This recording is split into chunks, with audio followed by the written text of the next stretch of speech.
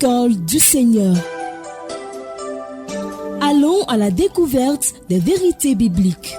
À l'école du Seigneur, instruisons-nous au pied du Maître. Nous vous laissons en compagnie du révérend Dieudonné Ngumbi.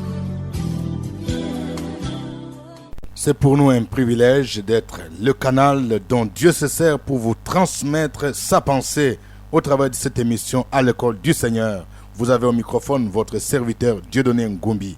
Nous continuons toujours avec le don spirituel dans le cadre de ce grand thème, la pneumatologie qui est la doctrine du Saint-Esprit.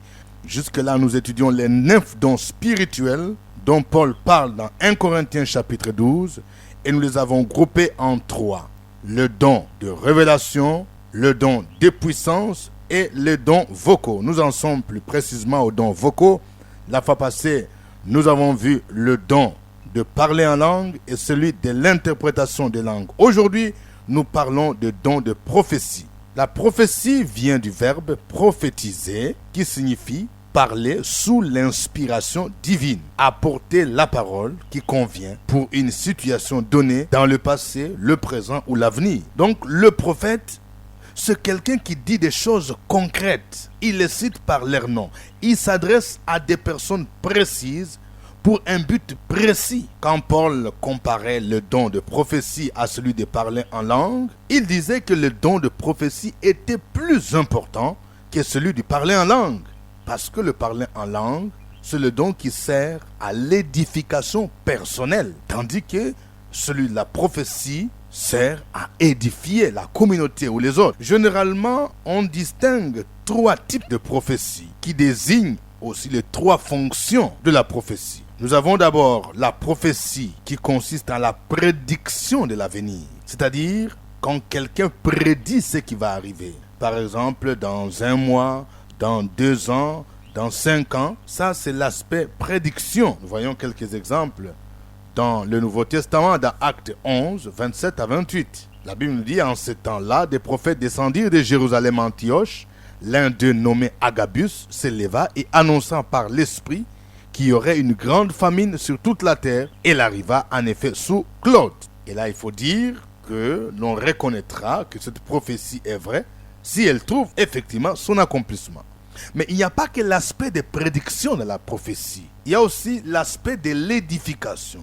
La prophétie a pour fonction d'édifier, d'exhorter et de consoler le chrétien. Nous trouvons cela dans 1 Corinthiens 14, versets 3 à 4. Paul dit, « Celui qui prophétise, au contraire, parle aux hommes, les édifie, les exhorte, les console. Celui qui parle en langue s'édifie lui-même. Celui qui prophétise édifie l'Église. » C'est pour cela que l'on estime que certaines prédications qui sont véritablement inspirées du Saint-Esprit sont des prophéties. Quand quelqu'un est utilisé par Dieu pour donner une prédication, pour exhorter, et que cela apporte de l'édification, la consolation, l'on peut qualifier aussi cela de prophétie. L'apôtre Paul dit, celui qui prophétise édifie, exhorte et console. Nous avons aussi une 3e fonction de la prophétie. D'une manière occasionnelle, elle peut être utilisée pour communiquer un don à quelqu'un qui est appelé à un ministère particulier. Et c'était le cas de Timothée. Dans 1 Timothée chapitre 4, verset 14, Paul disait à Timothée, « Ne néglige pas le don qui est en toi et qui t'a été donné par prophétie avec l'imposition de main de l'assemblée des anciens. » Il convient de jeter un regard en arrière pour comprendre ou avoir une idée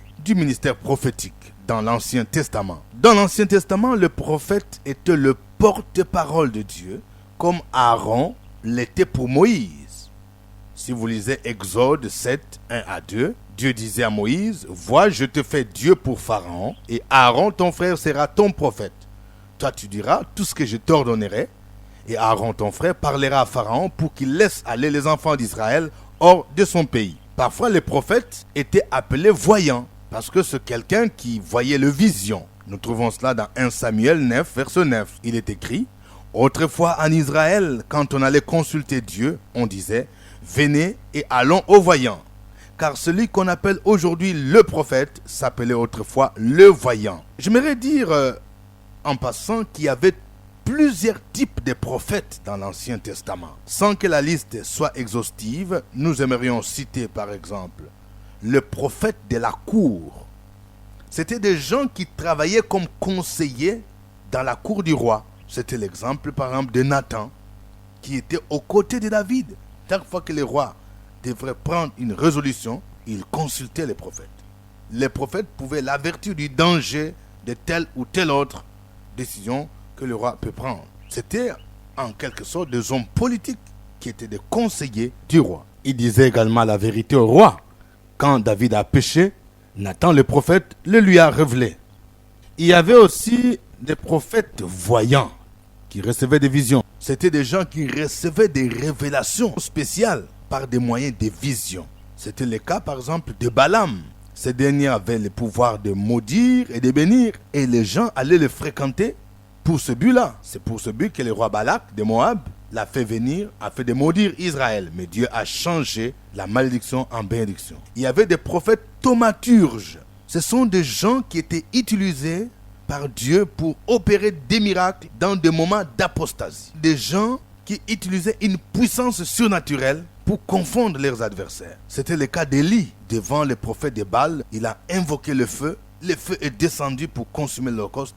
Et il a fait égorger les prophètes de Baal. Donc ils utilisaient en quelque sorte des méthodes un peu violentes. C'est pourquoi on les appelle prophètes thaumaturges. Il y avait également les prophètes de la souffrance. Des gens qui annonçaient les calamités et qui ont eux-mêmes souffert. Leur message était particulièrement des messages durs qui annonçaient des choses dures au peuple de Dieu.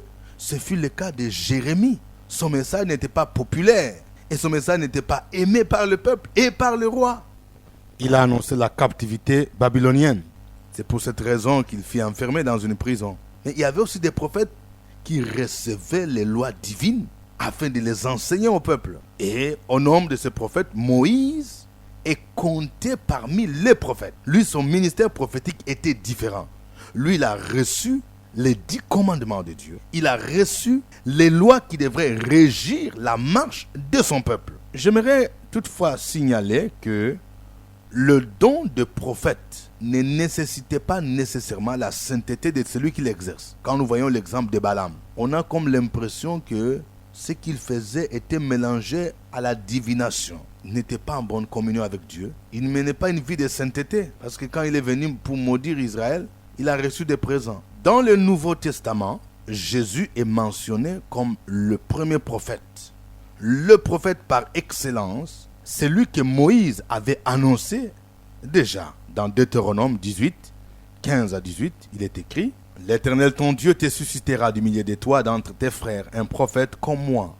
Vous l'écouterez. Et le verset 18 dit: Je leur susciterai du milieu de leurs frères un prophète comme toi. Je mettrai mes paroles dans sa bouche et il leur dira tout ce que je lui commanderai. Et si quelqu'un n'écoute pas mes paroles qu'il dira à mon nom, c'est moi qui lui en demanderai compte. Jésus lui-même, il s'est présenté comme un prophète. Dans Matthieu 13, 57, il est écrit: Et il était pour eux une occasion de chute, mais Jésus leur dit: Un prophète n'est méprisé que dans sa patrie et dans sa maison. Donc il parlait de lui-même. Mais Jésus était plus qu'un prophète. Il n'était pas comme tous les autres prophètes, mais il avait le ministère prophétique en lui-même. Quand nous lisons Matthieu 16, 13 à 14, il est écrit: Jésus étant arrivé dans le territoire de Césarée de Philippe, demanda à ses disciples: Qui dit-on que je suis, moi, le Fils de l'homme? Ils répondirent: Les uns disent que tu es Jean-Baptiste, les autres Élie, les autres Jérémie ou l'un des prophètes. Et il va poser la question: Et vous, qui dites-vous que je suis? C'est Pierre qui a dit: Tu es le Fils du Dieu vivant. Dans l'église primitive, le ministère prophétique était lié à l'effusion du Saint-Esprit. Parce que la promesse que Dieu a faite par la bouche du prophète Joël s'est accomplie. Dans Actes 2, 18, il est dit: Dans les derniers jours, dit Dieu, je répandrai de mon esprit sur toute chair. Vos fils et vos filles prophétiseront. Vos jeunes gens auront des visions et vos vieillards auront des songes. Oui, sur mes serviteurs et sur mes servantes, dans ce jour-là, je répandrai de mon esprit et ils prophétiseront. Et nous avons des exemples de prophètes dans le Nouveau Testament au sein de l'Église. Dans l'Église d'Antioche, la Bible montre qu'il y avait 2 prophètes. Acte 11, 27 à 28, et puis Acte 13, verset 1. Paul faisait partie de l'équipe de docteurs et de prophètes dans l'Église d'Antioche. Il y avait également les filles vierges de Philippe, Acte 21, verset 9. Avant de terminer, j'aimerais faire quelques mises au point concernant le don de prophétie. La prophétie ne doit pas contredire la parole révélée de Dieu ou l'Écriture sainte, la Bible. Parce que la Bible est la prophétie par excellence, selon 2 Pierre, chapitre 1, verset 20. Alors, toute prophétie qui entre en contradiction avec ce qui est déjà écrit dans la Bible ne vient pas de Dieu. Deuxièmement, ceux qui ont les dons de prophétie doivent le faire dans l'ordre, surtout dans le cadre de l'Église. Les esprits des prophètes sont soumis aux prophètes. Notre Dieu n'est pas un Dieu de désordre, mais un Dieu d'ordre. Il n'est pas normal, par exemple, que 3 ou 4 personnes parlent au même moment dans l'Église. Quand je reçois une parole, une prophétie, et que j'entends quelqu'un est en train de livrer une prophétie, je dois me calmer pour que l'Église écoute et soit édifiée. Dernière mise au point, c'est que nous devons avoir le discernement sur toutes les prophéties qui sont données dans le cas de l'Église. La prophétie ne doit pas être utilisée comme une arme pour régler des comptes ou chercher à humilier les autres. Si j'ai des informations selon lesquelles un frère ou une sœur est tombé dans le péché, je ne dois pas venir dans un culte, entrer en extase et se mettre à crier haut et fort que tel frère et telle sœur a péché. Nous ne devons pas nous cacher derrière la prophétie pour agir ainsi. Si mon frère a péché, dit la Bible, il faut aller le voir pour parler avec lui. S'il n'écoute pas, tu vas voir 2 ou 3 autres personnes pour chercher à les ramener à la repentance. Et si maintenant il n'écoute pas, vous allez voir l'Église. Ceci entendu, les responsables de l'Église. Voici la démarche biblique. Si je suis dans les besoins et que je cherche l'aide de l'Église ou d'un frère, je n'ai pas besoin de venir prophétiser pour dire que Dieu me dit qu'on me donne de l'argent. Faisons donc attention. Toutefois, nous devons nous garder de mépriser les prophéties. 1 Thessaloniciens, chapitre 5, verset 20 à 21 dit « Ne méprisez pas les prophéties, mais examinez toutes choses, retenez ce qui est bon. » Cela veut dire que nous ne devons pas prendre automatiquement tout ce que quelqu'un dit dans une prophétie. La Bible nous dit « Examinez toutes choses et retenez ce qui est bon. » Cela suppose qu'on peut rejeter ce que l'on pense ne pas être bon. C'est-à-dire qu'il n'édifie pas. Cette responsabilité repose généralement sur le pasteur de la communauté ou l'équipe des anciens de l'Église qui devront veiller ou examiner toutes les prophéties qui se font entendre dans un culte. Ils devront prendre au sérieux celles qu'ils pensent qui viennent de Dieu et suivre les instructions du Seigneur et rejeter celles qu'ils pensent qu'elles sont là pour troubler l'Église, pour distraire ou bien pour rendre des comptes. Dans certains cas, il est conseillé de prendre à l'écart, par exemple à la fin du culte, les personnes qui ont prophétisé pour chercher à parler avec elles et chercher à savoir leur motivation. C'est par ici que nous clôturons la liste de dons vocaux. J'aimerais encore résumer. Il s'agissait de dons de parler en langue, le don d'interprétation de langue et le don de prophétie. Mais nous n'avons pas terminé avec la liste des dons spirituels. La fois prochaine, nous continuerons avec d'autres classes de dons spirituels. Que Dieu vous bénisse. C'était à l'école du Seigneur avec le révérend Dieudonné Ngombi. Une production de la radio Fréquence Vie, Abidjan, Côte d'Ivoire.